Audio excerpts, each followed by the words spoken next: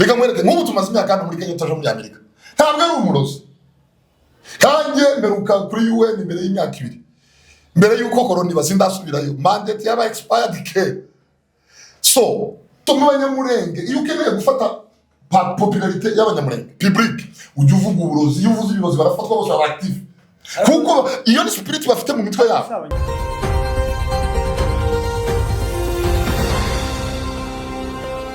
Hello guys, bantu bacu ndabashubuje cyane ibihe byiza mwese cyane abari muri Afrika bari hanze Afrika mbahaye ikaze cyane hano kuri Murenge Top TV ku mazina Netwirene Mwamikazi.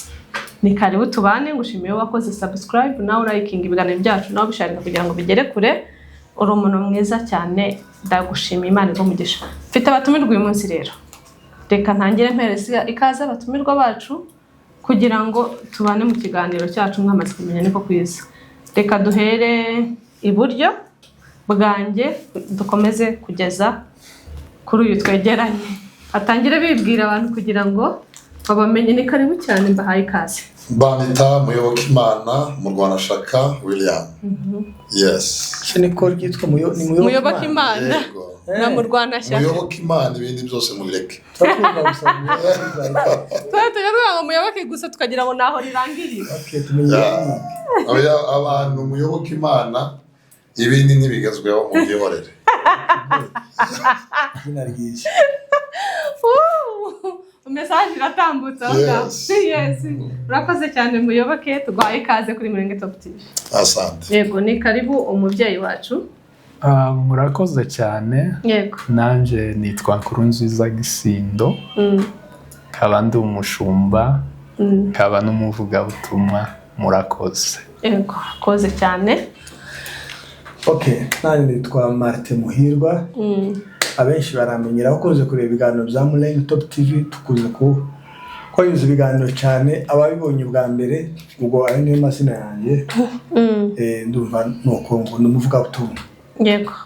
Murakoze cyane rero mwese kwibwira abadukurikiye kuri channel kuri Murenge Top TV.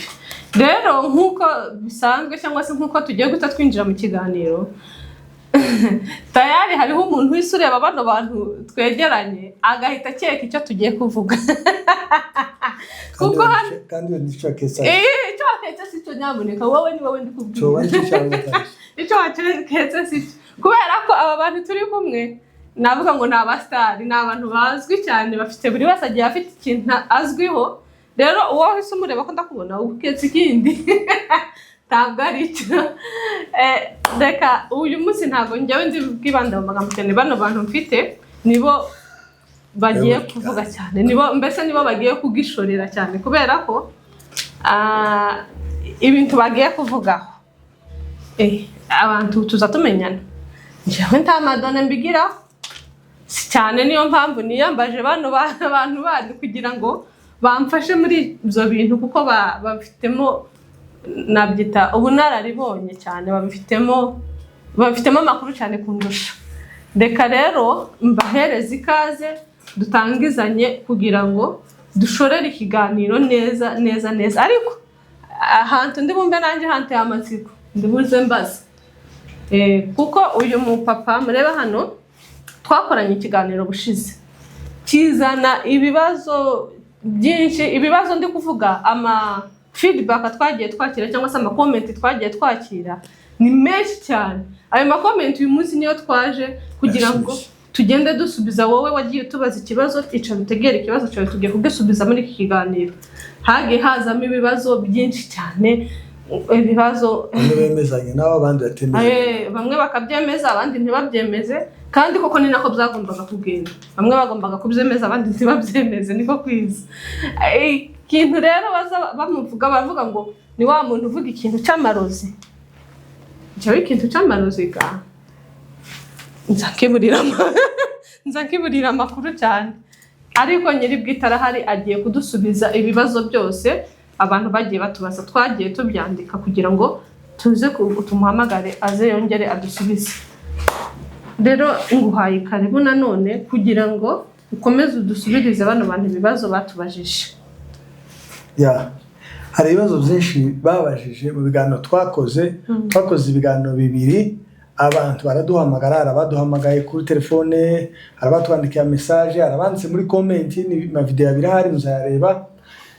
Ariko hari n'abagiye badutelefona bari ku migabane itandukanye, bari muri Amerika, i Buraya, hehe hirya no hino.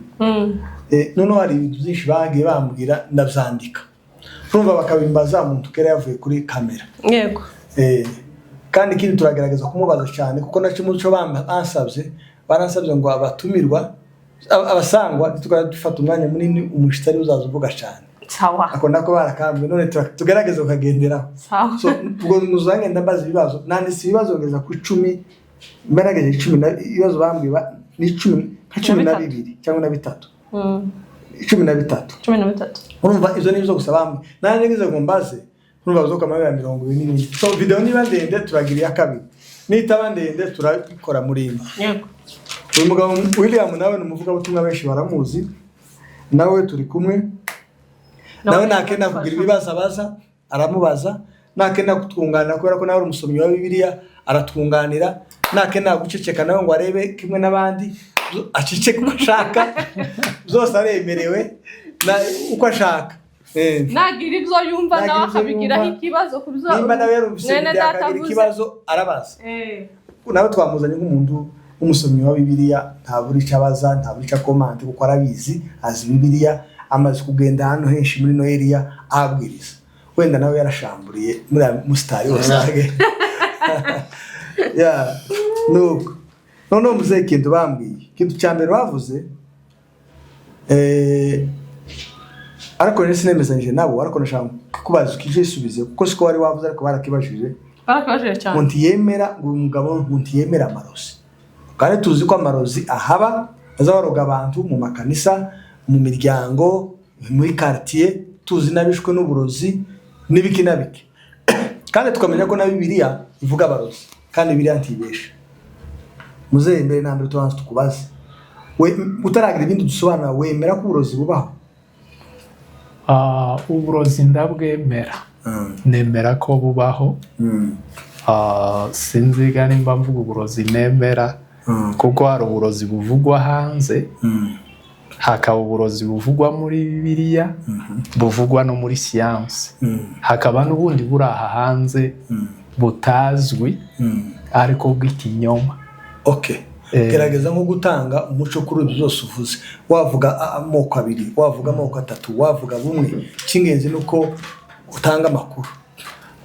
Uburozi, hari uburozi buvugwa na Bibiliya. Uburozi buvugwa na Bibiliya ni maji. Ni ukuvuga ngo iyo usomye mu bitabo by'Ibifaransa, aho twebwe mu Kinyarwanda tuvuga uburozi, usanga mu Gifaransa bahavuga maji. Ni ukuvuga hari abaza kuvuga ngo wenda uburozi mu Gifaransa bavuga sorcellerie, ariko iyo urebye sorcellerie barakubwira ngo ni maji. Sorcier, wareba igisobanuro cya sorcier bakakubwira ngo ni magicien. Kuko twebwe turavuga ngo bakubise inkoni hasi zihinduka inzoka babikoresheje uburozi. Noneho wasoma ugasanga bakubise inkoni hasi ziba inzoka ariko biciye muri maji. Tugasanga n'ubu aba magicien barahababaza bakora inzoka, ariko ziriya nzoka ni ibicucu. Nta sumu uvuga ngo abo amagicien nibo barozi bavugwa na Bibiliya. Noneho rero hakaza kuza ikibazo mu karere kacu, abo bari abarozi b'abahanga, abo magicien ni nabo bapfumu, nibo bakonikoni. Matiere bose bakoreshaga abo bose abarozi, umurozi n'umupfumu n'umukonikoni, bose matiere yabo ni maji, niyo bakoreshaga. Noneho twebwe tugasanga akarere twabagamo nta bantu bari bafite ubwenge bwo gukora maji. Ni ukuvuga ngo umupfumu wacu cyangwa se nk'uwo kwiswe magicien, twebwe dusanga basogokuru umuragu niwe mupfumu, ni nawe murozi. Ko Bibiliya ivuga ngo ntukaraguze ku mupfumu cyangwa se ku murozi. Noneho abacu baraguraga, ibo nta bwenge bagiraga bushobora gufabrika maji. Umuntu yakoreshaga inzuzi agakubita hasi inzuzi akavuga ibizaba akanabesha. Ubwo rero nibwo burozi bwacu. Se buriya byarabaga cyangwa ntibyaba kwari ugufomboza? Kwaro yakubitaga hasi gusa akabesha. Urabona Bibiliya yita abapagani impumyi. Impumyi ni umuntu utazi yava n'iyaje. Nono za mpumyi zikarandatwa n'izindi mpumyi. Uyu nawe ubashoreye w'umupfumu n'uyu uzubabariza ibigirwamana bose ntibaba bazi iyo bava n'iyo baja bari impumyi stereya. Noneho rero hakaza kuza uburozi bwabo twari duturanye. Abo twari duturanye bo uburozi bwabo yari amashara, yari imisatsi, nabo babaga bafite abapfumu. Abapfumu babo bakoreshaga imisatsi, igitaka, icyo ahisemo gukoresha ibishana. Abo rero nibo bari abarozi bakoraga ikintu bita gushamburiye. Abarozi b'abaturanyi b'ababembe n'abapfurero bo bakoraga ibitsa twita gushamburiye. Okay, aho ngaho nawe ateye ubujisho. Ngaho nyumve nawe uriya munono. None se abo baba bakora ibyo z'ubupfumu, ni nabo kandi bashamburiye. Uyu mupfumu pire iwe yasangaga abantu barwaje abana nibarakaduta akaza ngo aje kumenya babarozi. Yarangiza akaza yitwaje imisatsi ku rugero akayisiga hanze. Yashaka kuba distrere akababwira ngo ni mwimba, bakimba bagahebura ngo irirutse. Bakamwiruka inyuma ngo we karayibonesha amaso y'umwuka. Arubaga nayo imyuka sa y'imyuka. Akabajana akabageza aho yayisize akayitora. Yamara agahitamo umukecuru w'umupfakazi udafite kivugira akavuga ngo iyi misatsi bene maze ukanyaraza muri hayi cyangwa se akareba ujya utagifite intege akavuga ati ino misatsi ni yiwe niwe wari kuroga abana. Bakama batora inkoni bagakubita.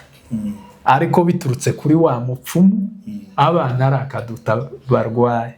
Okay, tabaciye mu ijambo bizo ngivyo. Hari umugabo nigeze numva mu Rwanda ashimira leta y'u Rwanda ahanze mu mitekerereze. Avuga ngo icacu uburozi ibingibi byo gupfundikanya tibacemera amategeko nticemewe keretse isumu. Batanze isumu nabwo kubera ko bipima kwa muganga hamwe n'umuntu yamwe isumu niyo bashaka kureba nyine iyo barafashe byari wenda iperereza rekaba cyo isumu iremewe. Ari byo ngo ibyatsi ibiki bafunditse amashara tibavyemera. Noneho abatanga urugara ngo yageze muri Tanzania umugabo arimo avuga muri kaminuza mu Rwanda. Noneho ngo asanga umuntu bisha bakubise nk'umurozi. Abatse bagwirwa n'iki uyu muntu atarengana. Ariko mu Rwanda ariko ashima ibyo ntivyobaho. So urumvire hakurya sinzi nimba ari imiyoborere mibi, nimba ari kutagira amategeko cyangwa nimba ari ubuhumyi cyangwa wenda nimba ari yereko bari bafite mu byo bw'umwuka bari spiritual cyane noneho bakabona icyo abandi batabona. Sinza uraza kurutubwira. Iyo urebye uhereye kuri abo ba magicien abavuga butumwa nibo baberekanye nk'inteka mutwe. Abavuga butumwa zashwaga abantu. Urabona ntuzababize science. Buriya bwenge Bibiliya zivuga ngo ubwenge n'ubuhanga butangwa n'Imana. Aba bahanga ijambo ry'Imana ntijyabarwanyije. Ariko icyatumye rigwanya bari abapfumu bari abanyabinyoma. Utwo bakoraga nitwo dutoya cyane ugereranyije n'utwo abanyabwenge bakora. Umunyabwenge azakora ifaranga zishobora kumara imyaka 10-20. Umumagicien wakora ifaranga zitomara isaha 2. Nuvuga ngo umumagicien ni muto, n'umuntu mutoya. Nzanumva abantu bamugereranya n'Imana bakavuga ngo Imana iri hejuru y'abarozi. Aba ba science bari hejuru cyane y'abarozi. Abarozi n'utuntu dutoya ntabwo bisaba kubasengera. Iyo uri umuvuga butumwa gusuzushi kukerekana ko ari inteka mutwe uzubivuga mu rugenzi rwa mbere rw'ivuga butumwa. Uwakoraga iby'uburozi akamabura abakiriya gataha. Mbese utangaje injiri uzutanga ubutumwa abarozi bakama binjira mu bandi yakizwaga atanakizwa akazi kakaba karashize. Soko kabirari isoko ikamishira.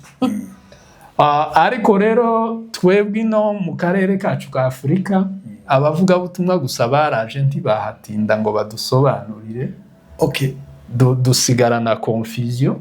Tugira ngo umuntu akama bazi ngo bapfumu ngo bagira izindi mbaraga. Icyo bagira ni ikinyoma kandi uwo baza bashuka n'utazi Imana. Ni ukuvuga ngo bino biheko na za nzuzi twavuze yari imisatsi cyari igitaka bakaba ari intekamutwe agatungwa n'ibyo. Ubu kuba abamajisye bo bakora utuntu tunafatika ariko barabamenye basigaye baza gukora umunsi mukuru bakazana imikino yo kuruhutsa mu mutwe.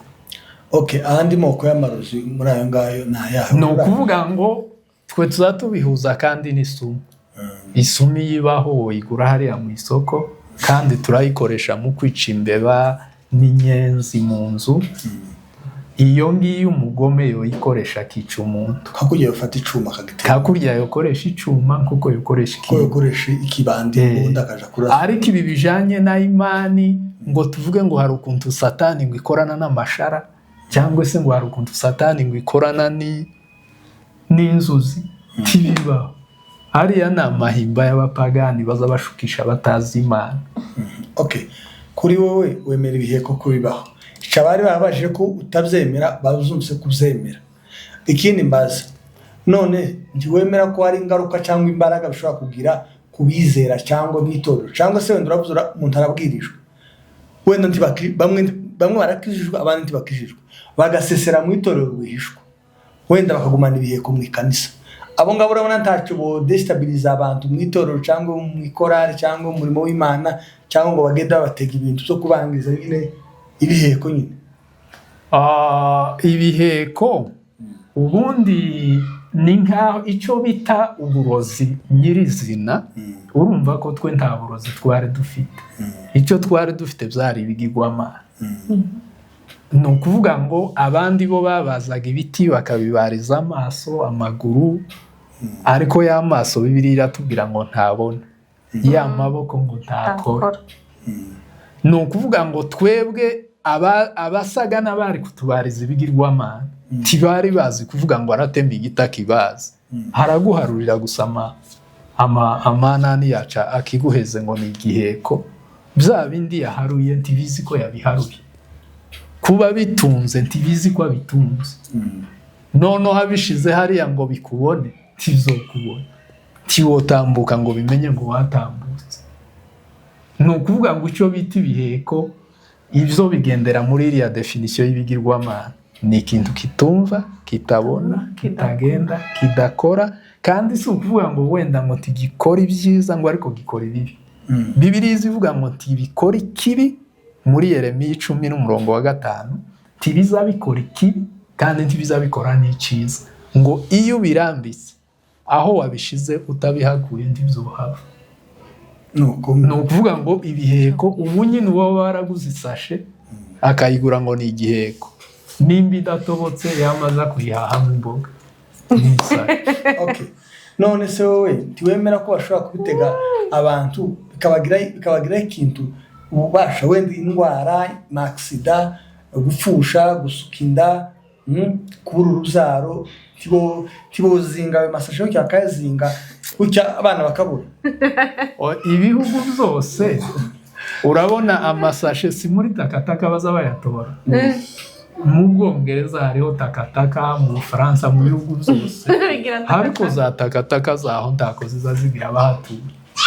Keretse umwana agiye akicara agafatwa na mikorobe ariko kuvuga ngo bazanye amasashe bayashira mu nzu yomenya ko bayashizemo.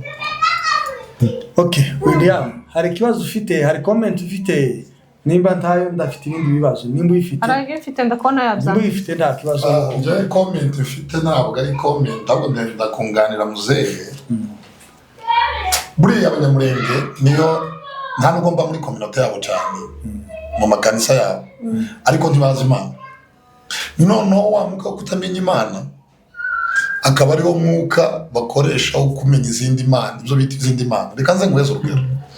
Waruvuze ngo bakazingazinga ikaratasi cyangwa isashi bakavuga ngo ntuzabyara. Imana iyo vuga ngo mari tuzobyara hakaba ikindi kintu kivuguruza Imana. Zashashi. Isashi kavuguruza Imana.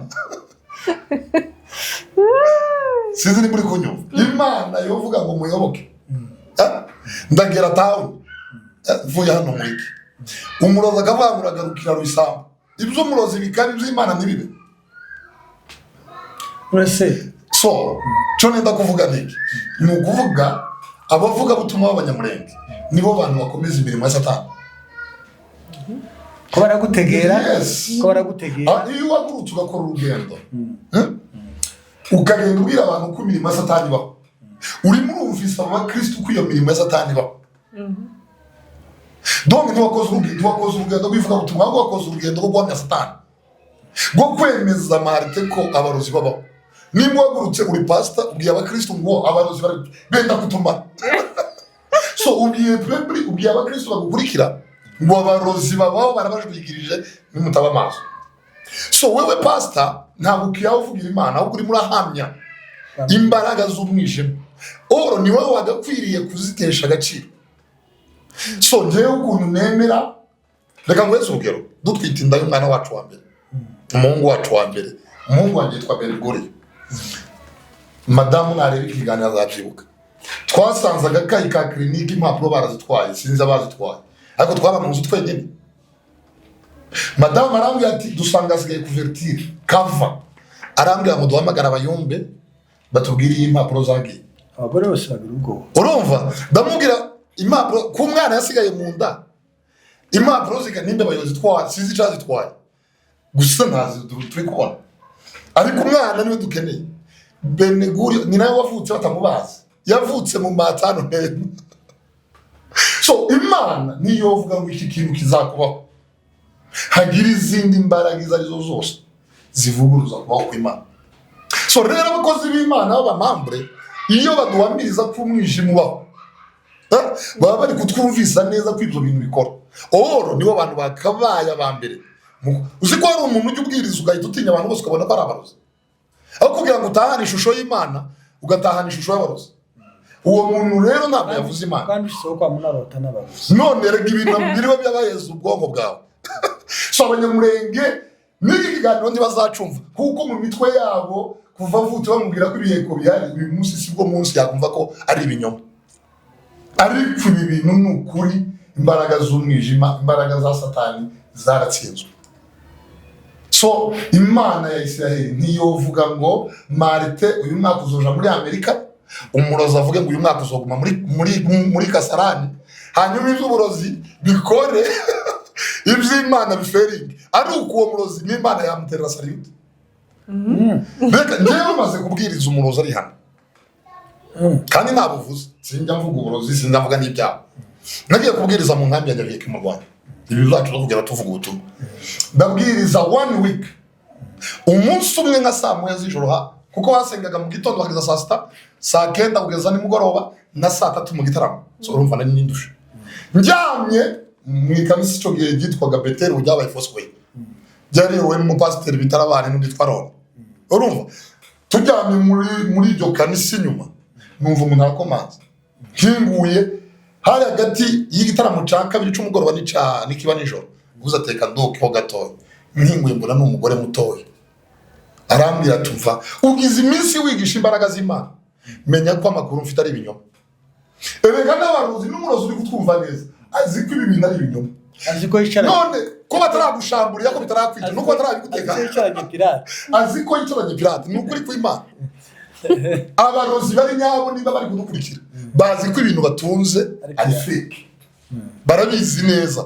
Ahubwo twebwe abakristo twahishwe kumenya imbaraga z'Imana yacu, kandi ari abavuga butumwa batumye tutazimenya. Ariko umunsi abavuga butumwa bo duhishurira Imana twamenye, my friend, tuzaryama dusinzire nta kintu na kimwe kiri anda y'izuba gifite imbaraga ku Mana yacu. Ariko twamenye izindi mbaraga. Kaze ngubwize ikintu kimwe, uyu munsi nguteze iki gihuru nako mfite aka gapapuro, ukamenya ko muyoboke mfite igihero, ukabimenya uri umunyamurenge, watangira kuntinya.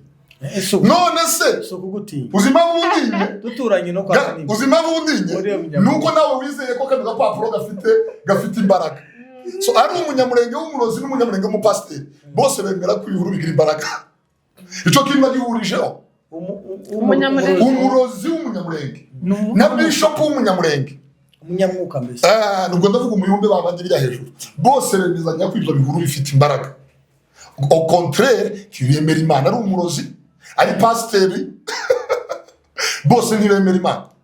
Niba Marite ukuntu uvuga Imana umenye ko mfite ino papuro, ukamuvuga ati urupapuro ruranjwigiriza muyoboke yinjiye igihe cama afite igihuru hanyuma ukamutinya ko iki gihuru co wemera nawe deja wemera imbaraga zacu nimba wemera imbaraga zacu donge wemeye ko imbaraga z'Imana muri wowe ziri anda y'iki gihuru ufite niyo mpamvu wimuka niyo mpamvu ndinya cyo gituma hamagara ubutabazi niyo mpamvu uhamagara ubutabazi ugatabaza isi yose ngo muyoboke bafite baguteza urupapuro so uwo mugore anzanira ibyo bihuru insina narebye ngo nibiki uzabisashe arambwira ati ibi ni ibinyoma ni mama wabimpaye ambwira ko bizanzanira igitinyiro bizanzanira amahoro ariko nasanze ari ibinyoma uzamuzana igitinyiro amahoro ubutunzi ariko ubutunzi yari afite ari mu nkambi n'ubutunzi nyabaga ubango ubutunzi yarabuze yari mu nkambi mu shitingi amahoro urumva umukene wenyine uno muntu warahunze igihugu uri mu nkambi ufite ibibazo by'ubukene n'ubuzima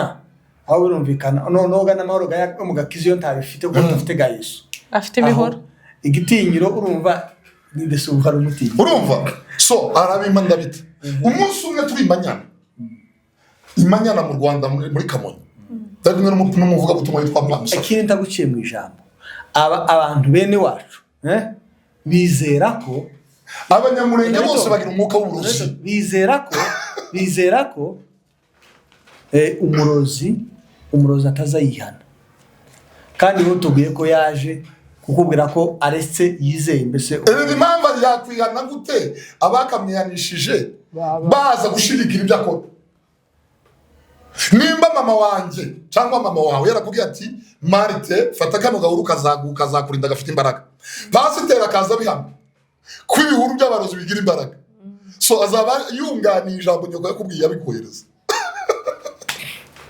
none so umuntu azihana gute so pasiteri wakavuze ko ibyo bihuru nta mbaraga bifite niwuza bishimangira tumva none bari banyandikiye bambaza ibibazo byinshi noneho bategeraga William noneho biraba 50 so ibi turi kuvuga nibabyumva ntabwo bari bubyumva kubera ko nta makuru bakiriye mu bwana bwabo bayabwirwa n'abapasiteri bakomeye bitwa abanyamwuka bitwa ko bajya barara mu matayi no mu mazi bababwira ko imbaraga z'umwijima za satani ibiheko bikora so kuba tuje uyu munsi muyobokwe bashobora kutanyumva ariko ibyo turi kuvuga umwuka w'Imana n'abagenderera bazamenya ko nta kintu na kimwe kiza gihindura umugambi w'Imana reka nkubaze nanje uvuza aka gapapuro wewe nk'umuvugabutumwa kano gapapuro bisi igiheko n'akariya naka urakeka ko hariho diferanse oya n'ukuri nta n'imwe kuri njye nayo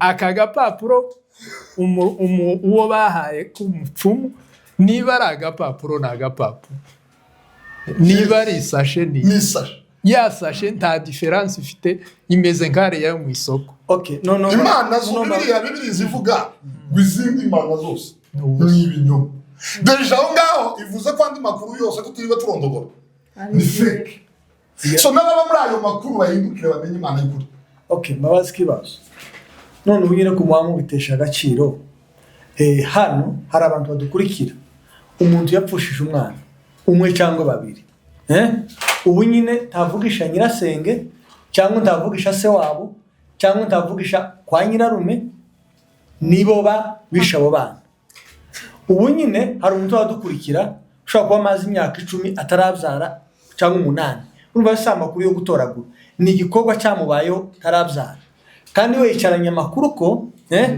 ni muri umuntu wo kwa se wabo base video ni nyina wabo mukase wabo aho cyangwa nyirabukwe ahashatswe ubwo nyirabukwe amwicaye hejuru kugira ngo atabyara ndetse ubu nyine umubano warashize hano hirya hari umuhungu wadukurikirana wirukanye nyina mu nzu mu wiwe aramwirukana kuko nyina nawe abasenga bamubwiye ko nyina nawe ari mubaza bamugerageza urugo rwiwe kubungirukana mama cyangwa urukirukana mukecuru wawe cyangwa muzayakirukana nyina kamubwira toka icyo ngicyo bigakorwa kubu ngubu hari umuntu babwiye nahindura ikanisa arivemo kubera ko revera wabo cyangwa pasiteri wa bishop wabo cyangwa bari abapasiteri batatu mu ikanisa ryabo baraketse kandi tiboza kuza barambika ibiganza ko barabasengera cyangwa bazi kubarika abana cyangwa babahameza ariko suza kwakunza kugarukaho nyuma ibyo bintu murabivuga tibikora hari ikintu kimwe nkubwira tibikora hari ikintu kimwe nkubwira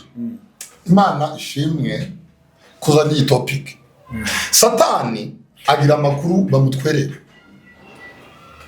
Satani atunzwe n'ibintu bamutwerera ibi bintu ndi kuvuga umwuka w'Imana nabasanga azabwishurira ko Satani nta mbaraga agira hanyuma umenye ko ibintu byose umutinyira ari uko abantu bagiye bamutwerera wari wabona umuntu ufite ubukwe bwakorwa n'amafaranga batwererewe n'abandi bantu umuntu arapfuye babitwerereye Satani umwana aragwaye bamutwerereye Satani yagwara ubaye ingumba babitwerereye Satani no Satani agizwe n'indwererano z'ibintu twagiye tumutwerera malgré que c'est fausse z'ibinyoma ni ibinyoma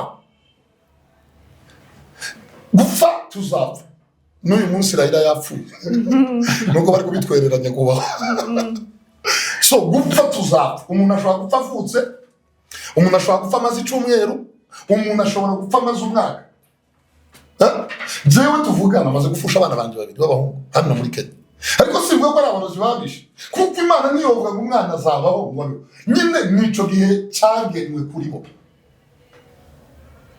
nico gihe cyagenwe kuri bo so umwimana yamuhaye kugera imyaka 100 undi amara iminsi 2 undi amara umwaka so upfuye ku minsi 2 n'upfuye ku 100 bose ni the same my friend so Imana abantu bamenye ko yo nasomye amagambo nkane Papa Martin yatumye menya Imana kandi ndasaba ngo buri muntu wese uri kumurikira umwuka w'Imana muri wamwumvise amagambo Bibiliya izivuga ngo yikinguye okay iryo jambo muzamubyumva mwarize Imana yovuga ngo uzobyara takataka abantu uzobyara bigakunda my friend nimba koko wizera gutyo tani mpamvu kula musengero uzogenda uyo ko umurozi none niyo uvuga ufite imbaraga gusumbya Imana yawe Imana yikinguye ntawubasha gukinga abantu bamenye Imana iyo irambuye ukuboko ntakibasha kuguhina akisema ndiyo akuna anayeweza kuzuia ikindi nyine twakwibaza aho ngaho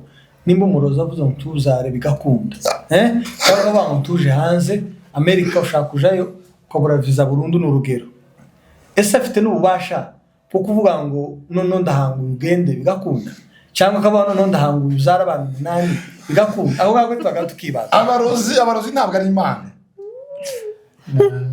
Imana niyo yonyine my friend ifite remote y'ubuzima bwawe kwa kuncho duhindura chisheni ku mateleviziyo yacu Imana niyo ifite remote yo gushindura guchange ubuzima bwawe so umurozi nta na kimwe kiba reka mwereke nk'ubu tumaze imyaka muri Kenya tutaje muri Amerika ntabwo ari umurozi kandi mberuka kuri UN imbere y'imyaka 2 mbere yuko corona bazindasubirayo mandate yaba expired ke so motive za uburyo wisobanuye so ntabwo tubayeho kuko abarozi bo babyemeye my friend so abantu rero bumva ko ibibazo ufite ari umurozi uri gutwerera Satani imbaraga atagira so Satani atuzwe n'ibintu bagiye bamutwerera bitabaho reka nkubaze ikindi uyu mugabo none se aba bantu bagenda baducira imanza zo gukura amasashe mu ngo zacu wumva gute wewe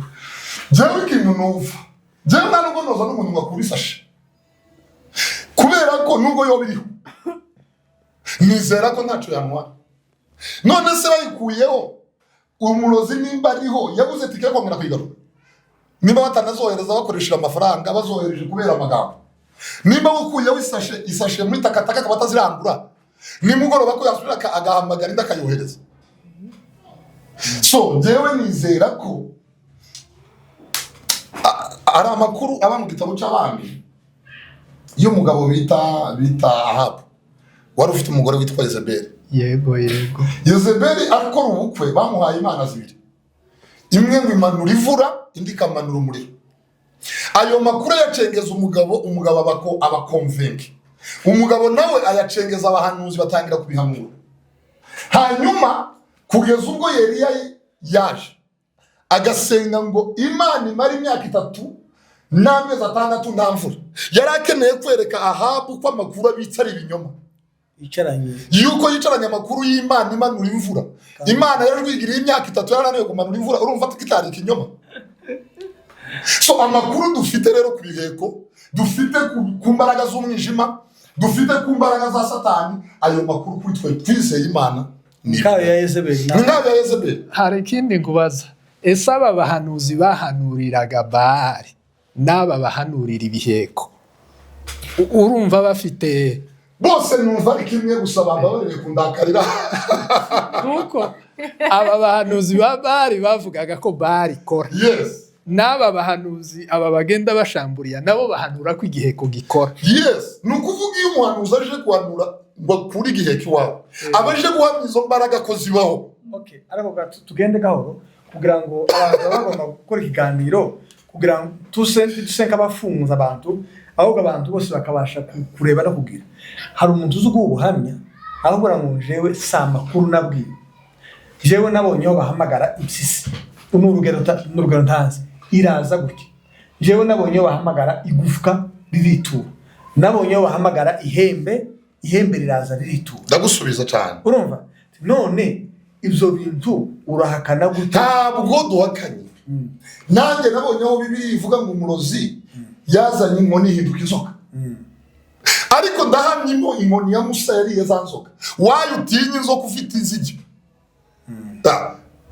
Nimba abarozi muri Bibiliya barambitse inkoni yabo hasi igahinduka inzoka.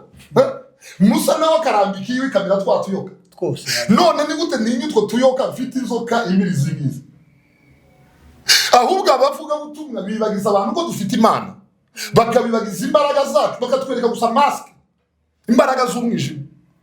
Ariko usarire njyewe nabagereranyije na za ntumwa 12. Urabona izi ntumwa 12 batumye gutata. Yes. 10 rigarukana inkuru z'incamugongo. Kandi bari kuvuga ukuri. Ngo bashike bama bica abantu miliyoni zingahe. Ni ukuvuga ngo aba baza bavuga ibiheko mbafashe nkabarya baza bamaramwe abantu Imana. Ni nk'umwuga wo kumara Imana mu bantu kugenda bayishobora. Ko yababiri bazanye inkuru yo kunyomoza. Ejo bundi barampamagaye kubwiriza mu nkambi ya Nakivale. Nari nyuze Uganda ngiye Tanzania. Umupasiteri arampamagara sinanafashe n'izina rye. Ngo uzaze kutubwiriza mu kwezi kwa 12. Ndamwemerera. Hashize nk'iminsi birarandika ati namenye ko utazuvuga Satani.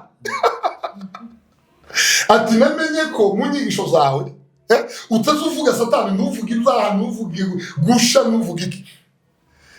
Ati rero tubaye tuguhagaritse ntuzaze. Ndavuga none nokora urugendo ruva Nairobi nkagenda amasaha 17 muri bisi. Zangera kambara amaguru yabyi. Namara kavuga Satani. Ubabwira inkuge. Kababwira Satani. So mu banyamurenge iyo ukeneye gufata popularité y'abanyamurenge public, ujye uvuga uburozi, iyo uvuze ibirozi barafatwa bose aba active. Kuko iyo ni spirit bafite mu mitwe yabo. Abanyamurenge bakugarura. Habe n'abanyamahanga bose muri Kenya, Burundi, mu Rwanda, urumva za Nigeria n'ahandi. Umuntu wese aje mu rwego rwo guhanura.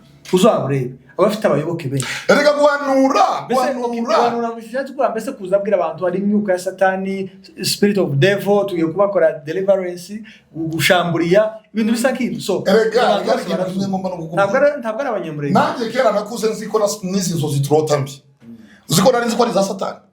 Ariko uziko ejo bundi ndi muri urugendo rw'ivuga butumwa ngeze Tanzania nareretswe. Uziko nta n'inzozi Satani atagira n'ubushobozi bwo kuprotesha. Hari ijambo riba mu migani. Reka nze nguheze urugero. Ugiye guhita umbwira ati zino nzozi mbi turota n'iziki? Ziba zavuye. Inzozi zose turota zose nta nzozi n'imwe Satani agira abilite yo kuyitwereza. Ahubwo Imana itwereka inzozi z'ibyiza bizatubaho, ikatwereka n'imigambi mibi Satani afite. Satani niyo batwereka ko uzakora impanuka ejo aribo bayiteguye ngo hanyuma bikurotesha nijoro. Satani ntiyaba azi ko yateze abantu ngo baguheze isumo. Hanyuma nijoro akwereke ngo ejo bazaguheza isumo. So Satani nta mbaraga agira. Satani reka twizere ko afunzwe, ari amaguru mufite ko yaturutse. muzenga ishona nimbaje kuri ibyo nyine abantu bafite ibibazo mu miryango yabuze abana, ingendo ze zaragize, akazi ke karakwamye, yabuze urubyaro, bimwe biri kuri nyirasenge, ibindi kuri mukase wabo, ibindi biri kuri nyirabukwe, undi biri kuri inde, abandi birukanye ba nyina bababyara. Ibyo ntiwemera ko umuntu mubi mu muryango haba cyangwa mu ikanisa akataka abantu mu bikorwa by'ubugizi bwa nabi, hanyuma abasenga cyangwa abandi bari mu muryango basenga bagahangana nta myuka? Ibyo amateka ataboneka mu byanditswe aba ari ikinyoma. Urabona akarere twakuriyemo niko kabagamo abapfumu bashira abantu muri insekirite, babereka ko bahigwa na ba nyirasenge, babereka bene ibyo ngo bimare bihamwa intumwa z'ibinyoma zirabibahamiriza. Z'ibinyoma zibihamya mu izina rya ni intumwa z'ibinyoma cyangwa ni intumwa z'ukuri zazisengura nyine ibyanditswe hamwe n'umwuka? Ni intumwa z'ibinyoma, kuko umuntu ufite umwuka w'Imana azavuga uko ijambo ry'Imana rivuga. Umuntu wa kamere nawe azavuga ibyo abapfumu bavuze, niyo kamere. Iyo ufite umwuka mubi uzuhamya ingeso z'abapfumu, buriya ibiheko ntibizabyumva, ntibizabibona, ntibizabigenda.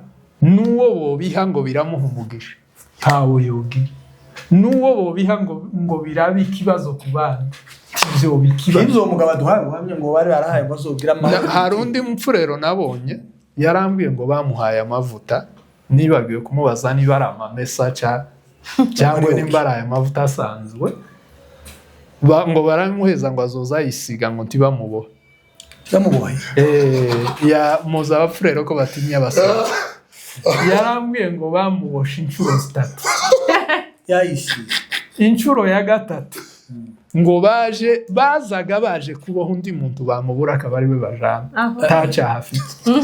Inshuro ya 3 ngo yatanze inyana bumasa, abandi baza batanga ikimasa bunyana, iwe ngo yatanze inyana bumasa. Ngo arangiza aragenda afata aya mavuta arayakaburira, arambwira ngo ubundi mu rusengero namenye ko ari ikinyoma bari barampaye. Hari ikintu nagaza numva muri Kongo, ako sinakibonye ko tambara za ku misozi tutazirwanye twari abana, ako nagaza numva bavuga ngo Maimai yagaza isiga imiti kugira ngo amasasa atabafata. Ngira ngo abatazi iryo zina niho biva, ngira ngo Maimai naho maji ngo bizera amazi nayango yamurere bene uko ni imiti bakoreshaga bizera mbese mu mazi, babanyanyagiza ni barokubanyanyagiza ni barokubashakirizaho, mbese kugira ngo niba murasa isasu ndiri mufata. None ngo bakaza gutera za mibunda, bakaza gutera za minendo, bakaza n'ahandi bizeye ko ya miti reka ntaribage ngo bavuga akakantu kamwe kandi karakomeretsa abantu ariko ganakize n'abandi. Uzi ko iyo umuntu ari mu rusengero ari kubwiriza cyangwa ari gusirimba cyangwa ari gukora ikintu cyo cyose akavuga ngo yeretswe igiheko, uzi ko atari Imana ibikimweretse? Nukuri icyo kibazo nari ngifite kugeraho nacyo barakimbaje. Icyo kintu ni Satani ukikweretse kugira ngo utakaze ya focus y'Imana, ukurikira imbaraga z'umwijima. Si Yesu reka mbisubiremo. Oye nyawo kameramene ko reka mbisubiremo. naguye mu kanda. Iyo uri kubwiriza ugiye kureba neza Imana neza, wazamuye amateraniro nawe muri Imana wazamutse. Ibindi kubivuga njye nkabwiriza, hari aho ubwiriza ukaba utarafatisha ikirere ukiyaya wishakisha, hari nawe uzugera ukumva uri muri autorite watibutse abantu wabakuye muri matiriyo no muri protector, ugiye kubinjiza neza mu marembo y'Imana. Satani akabona ikintu ugiye gukora hagiye kuba w'impinduka zidasanzwe, agahita azana ikintu kiri kudistraire kigutuma utakaza ya focus, akaba kunyujije imbere isashe umuyaga w'umwijima ukubise, ukarekura ya focus y'Imana ukiruka inyuma y'ibintu bitahari. Noneho step wari ugiye kugeraho ukabura yitakaje. Muze nakitubwira nabo. Hari events ya Bibiliya nayihakana ko atari Imana. Yeremiya 14 n'umurongo w'14 haravuga ngo maze Uwiteka arambwira ati abo bahanuzi bahanura ibinyoma mu izina ryanje sinje wabatumye kandi sinabategetse habe no kuvugana nabo babahanurira iyerekwa ry'ibinyoma n'iry'ubupfumu ngo ni ibitagize umumaro ni uburiganya bwo mu mitima yabo. Ni ukuvuga ngo umuntu uhanura ibintu by'ubupfumu, iyo tugiye mu by'uburozi bihuye n'iby'ubupfumu, Imana ituma Yeremiya ngo agende ababwire ngo si Imana iba yababwiye. Ni ukuri kuko Imana Imana ntabwo yogwanya focus. Uri Martin waguze ubwiriza nta yuze ubwiriza ukabona nyine ibintu biri kubiri uri upako imekuja. Okay, Urumva? So iyo Satani yari ashaka kuba distract utakaza hantu warugiye kugera akuzana ikintu cyo kurangaza ukarekura Imana ukiruka inyuma y'imbeba. Kandi ba bantu ukabubwiye kubereka uburemere bw'ubusa. No ukabuvuye mu murongo wo kubwiriza Imana ukabugiye mu murongo wo guhamiriza abakozi ba Satani ko ibyo baba ari ukuri. Yes.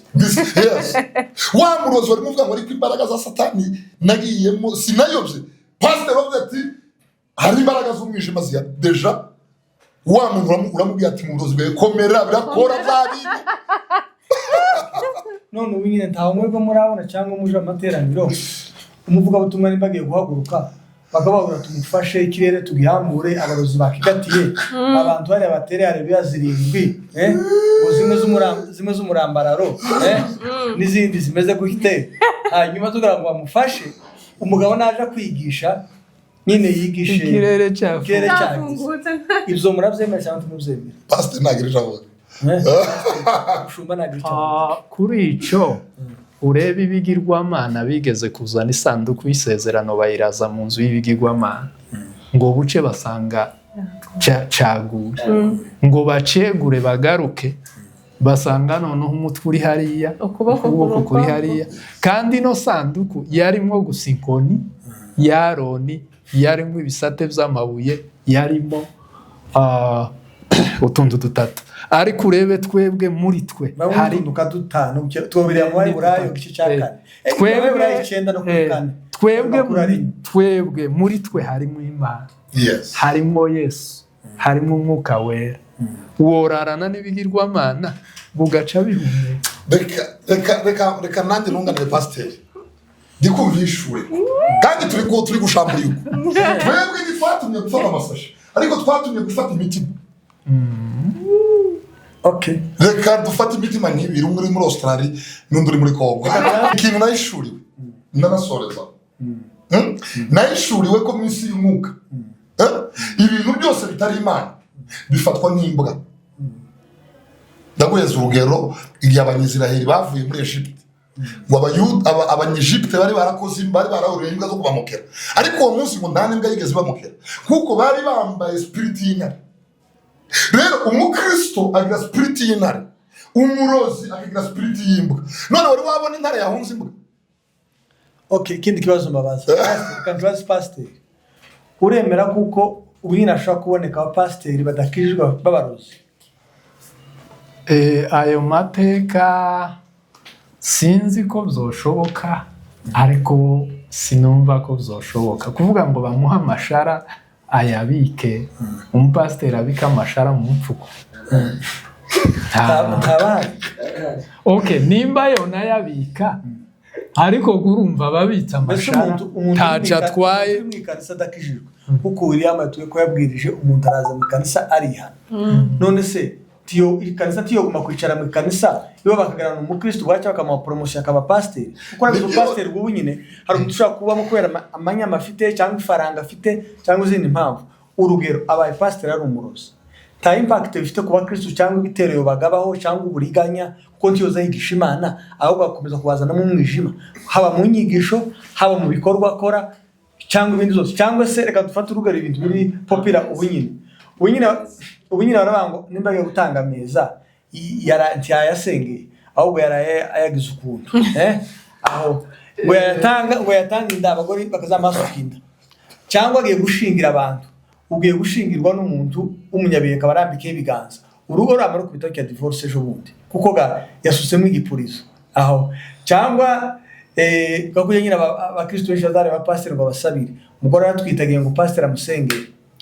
Mbese nta ngaruka bifite ku ngo, kubizera mu itorero, n'ameza yatanze n'ibintu nk'ibyo. noneho icyo nshobora kuvuga kuri aho, turuzi ikibazo cy'uburozi n'ikibazo cy'ubupfumu kiza kivugirwa mu bapagani, naho mu rugenzi rwa mbere rw'ivugabutumwa niho uzushuka ukabereka ko ufite igitare igitafite, ufite ibuye ari ibuye, ugatambuka. Ni ukuvuga ngo ikibazo dufite mu rusengero, uwogira igihe ko hano mu mfuko wibacecetse, ubu nta kibazo ku bantu, afite ikibazo n'Imana kuko atizera Imana, akizera ibintu. Ariko ikintu Yesu yabonye kigoye mu bamaze gukizwa, yavuze ko hagoye abahanuzi b'ibinyoma n'abigisha b'ibinyoma. Umuntu ugoye ikanisa, ko barategera aho ngaho, umuntu ugoye ikanisa, umuntu wishe abakirisitu, n'uyu nguyu uzuza kuvuga amakuru y'ibiheko, yerekana ububasha, imbaraga, ngo karabyiruka inyuma, ngo karabakorera za gahunda. Uriya niwe mugome w'ikanisa, niwe mugome ikanisa rifite. Ariko uyu nguyu ubifite ibye, iwe ni umugome, arigomeye wenyine, afite akaga kuko atizeye Imana. Ariko nta impact kuko agishize mu ikoti, umuyumbe nawe arataramye gutyo ku rukuta, afashe network akaza agashogoramo. None uwo muyumbe hari ikibazo afite. Ikintu uwo muyumbe wakoze abateye abakristo ubwoba, ababeretse ko izo mbaraga ziriho zikora. Uwaye uri mu Imana, uyu yarazi ko icyo gihe kagifite wenyine, abonye ko ariho iwe yari wenyine, ariko wowe uje kimukuramo ubwiye public ko wowe ugikorera publicité ku bantu bari muri iryo kanisa bose, wowe uracamamaje.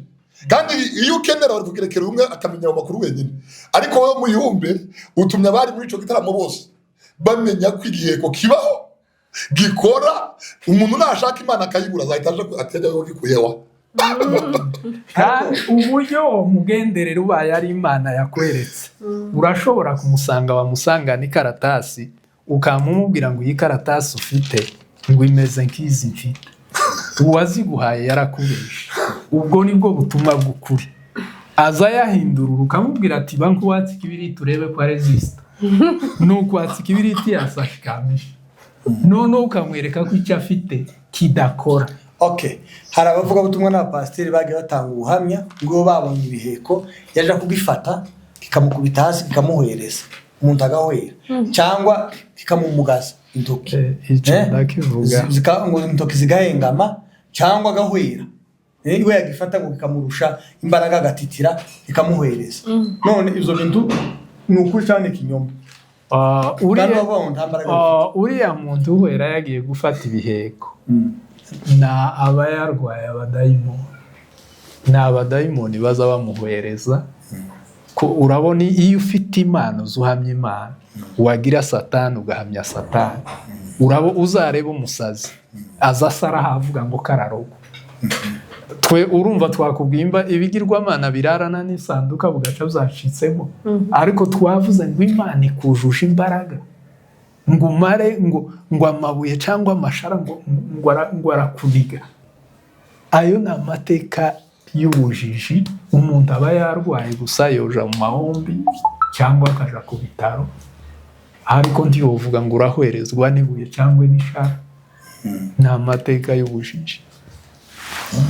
Kuko barahari neza. Aba comment ifite dusore zikiganira aha, cyabaye kirekire, abantu bose babitsa amakuru atarayimana. Bazatwandikire muri comment, tuzabisoma. Ntimugatukane, gutukana n'umuco w'abantu bafite intekerezo zo hasi, ndetse iyo utukanye ubugaragaje ko ufite umwanda mu mutima wawe. Gutukana ni ikimenyetso cyo kwereka abantu ko ucafuye mu mutima. So muza mwandika ushigikire cyangwa upinge, cyangwa se twandikire no kuri telefone, uzareba namba zacu kuri YouTube abari yanje cyangwa se ya madam, hanyuma mutwandikire tosura tukamuha. Ariko recommandation ntanga papa n'undi uzakenera wenda gukora ikiganiro kinyuranye n'ibi, azaze rwose amarembo arakiyunga. Reka nange recommandation. Ibi bintu turi kuvuga abapasiteri barabizi, ariko abapasiteri nabo bagize ubwoko.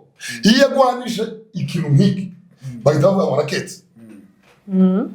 umupasiteri wavuga tuta akagwanya ibintu nk'ibi turi kuvuga ba bantu bigisha izo mbaraga z'umwijima bahita bavuga ngo impamvu yabigwanije arakeka. So abapasiteri rero batinye gukekeka, niba gukekeka ngo batabakeka batabavuga, noneho baremera bemera ko umwijima uza mu macaca. Ariko abapasiteri mwigisha ukuri, mubwira abantu Imana, mureke ubwoba, ninde wabaroze? Abapasiteri muri kunyumva, mutinyuke mubwira abantu Imana, imbaraga z'Imana, naho uwo mwuka uvuga ngo bazagukeka n'ubundi mutabivuga urakeketse. ariko wari uzi ko abanabika ibyo ari byo birangira babibashizeho kandi bakagombye kubacyaha nta nje nawe hari ikibazo dufite turaketse tituramaho kandi turangiriza ikiganiro tukirangize